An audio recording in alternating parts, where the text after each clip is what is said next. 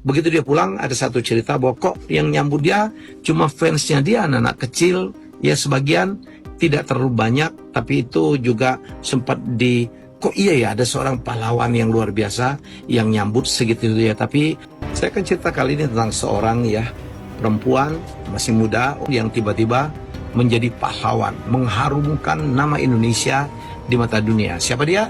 Yaitu adalah Megawati.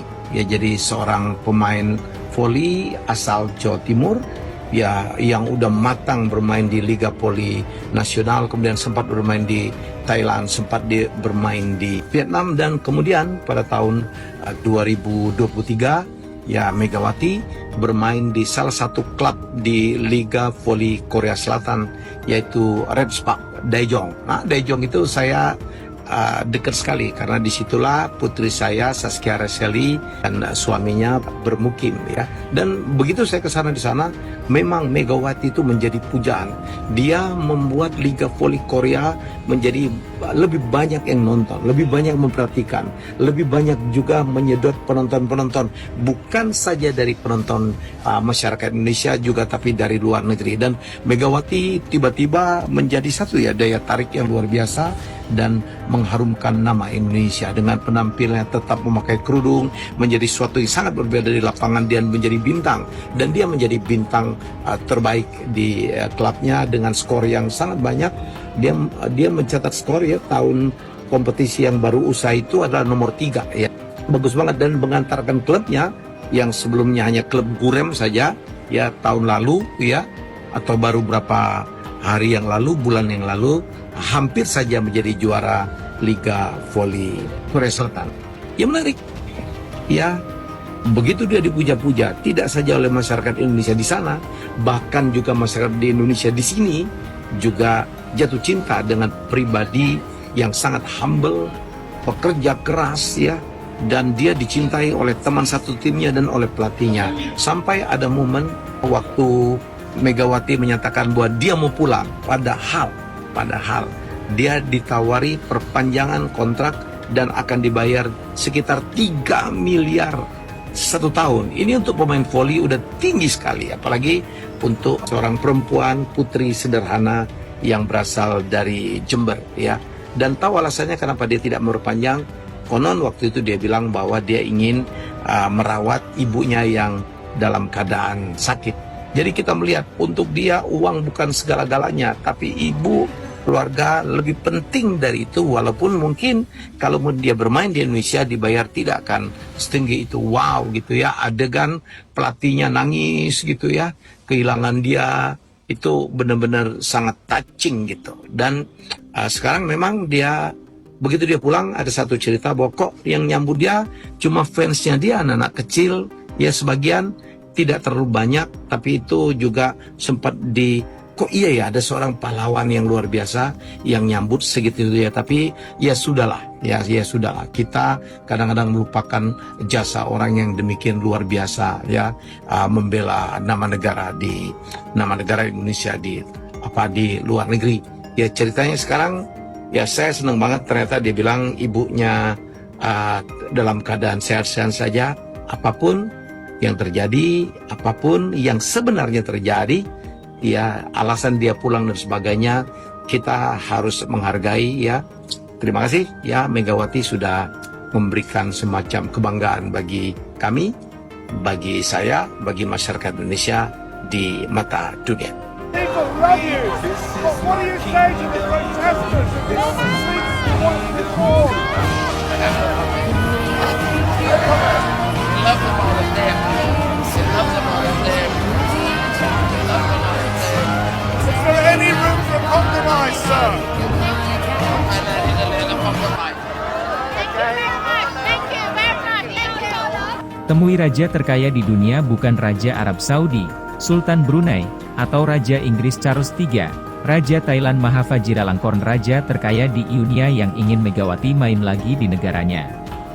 Raja Thailand Maha Vajiralongkorn yang naik tahta pada tahun 2016 setelah ayahnya, Raja Bhumibol Adulyadej meninggal, saat ini adalah raja terkaya di dunia.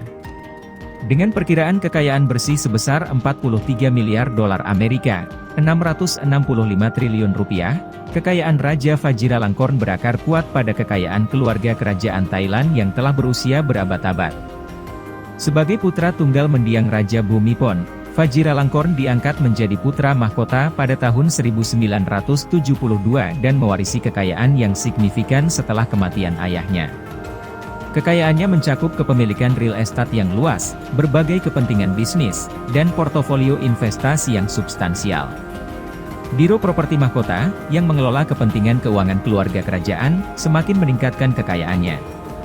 Salah satu asetnya yang paling terkenal adalah istana bersejarah yang dibangun pada tahun 1782, seluas lebih dari 2,3 juta kaki persegi.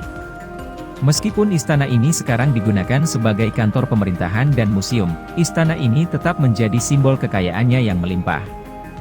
Selain itu, Raja Vajiralongkorn memiliki lahan seluas 6.560 hektare, dengan 40.000 kontrak sewa di seluruh Thailand, termasuk 17.000 di Bangkok.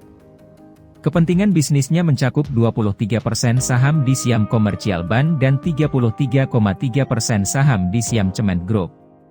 Di antara harta karunnya adalah berlian Golden Jubilee seberat 545,67 karat, berlian terbesar dan termahal di dunia, yang nilainya sekitar Rs98 crore.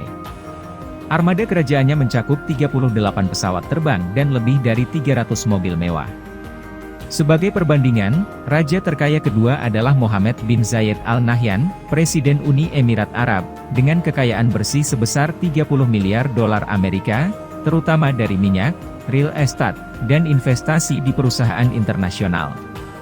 Masa depan Megawati Hangestri usai tinggalkan Red Sparks mulai terkuak. Dalam sebuah wawancara, Mega mengisyaratkan tidak akan bermain di Proliga dalam waktu dekat setelah memutuskan tak memperbarui kontrak di Red Sparks. Jika itu benar, dimungkinkan Mega bakal bermain di Liga Voli Thailand yang secara geografis dekat dengan Indonesia. Sebab, pevoli asal Jember itu pernah bermain di negara tersebut, yakni bersama klub Supreme Chonburi Etek pada musim 2020-2021. Mega juga sempat menyebutkan bahwa kondisi ibunya baik-baik saja. Sebenarnya kondisi mama aku baik-baik saja, sehat walafiat, cuma aku sudah 2 tahun ini jauh sama orang tua, apalagi orang tua tinggal satu-satunya saja, jadi aku ingin dekat saja, katanya. Sementara soal cedera lutut Mega, Aihoen Sapta, Tante Megawati, menyampaikan kabar baik. Lewat unggahan di Instastory, Aihoen menyebutkan bahwa Mega telah menjalani pemeriksaan MRI dan kini fokus menjalani proses pemulihan. Mega sudah selesai MRI. Sedang dalam pemulihan dan pengobatan. Mega makan segala dengan porsi yang masih banyak. Jadi kita simpulkan Mega sehat walafiat, tulisnya. Sekadar diketahui, Mega 2 musim berseragam Red Sparks. Kehadirannya pun langsung memberikan dampak signifikan pada performa tim. Selama 2 musim itu Mega mampu membawa timnya lolos playoff. Bahkan, di musim keduanya Red Sparks berhasil melaju hingga final. Pertemuan antara pelatih timnas voli putri Thailand dan pebola voli Indonesia, Megawati Hangestri Pertiwi, terjadi pada sela-sela pertandingan Liga Voli Korea musim ini. Pelatih timnas voli putri Thailand, Kiatipong Ratchatagriyekai, menghadiri laga antara Daejeon Jungkwanjang Red Sparks dan Suwon Hyundai ENC Hillstate. Hadirnya pelatih Thailand dalam pertandingan di Suwon, Korea Selatan, Minggu, 9 Maret 2025, turut dikarenakan agenda untuk melihat kondisi outside hitternya, Wipawe Srithom. Wipawe mengalami cedera serius pada lututnya. Cedera parah anterior cruciate ligament atau ACL dialami ex-rekan setim Mega di Liga Voli Thailand itu pada laga kontra Red Sparks di putaran kelima. Wipawe akhirnya harus menjalani operasi dan tengah berjuang dalam masa rehabilitasi untuk pemulihan. Selain itu, Kiatipong sempat bertemu dan berbincang bersama Megawati Hangestri Pertiwi di pinggir lapangan. Keduanya tampak berbincang hangat seperti yang beredar dalam sorotan fan yang beredar di media sosial. Namun, pertemuan antara 2 pemain ASEAN paling berdampak di Liga Voli Korea sepertinya hampir tidak akan terjadi pada pertandingan playoff.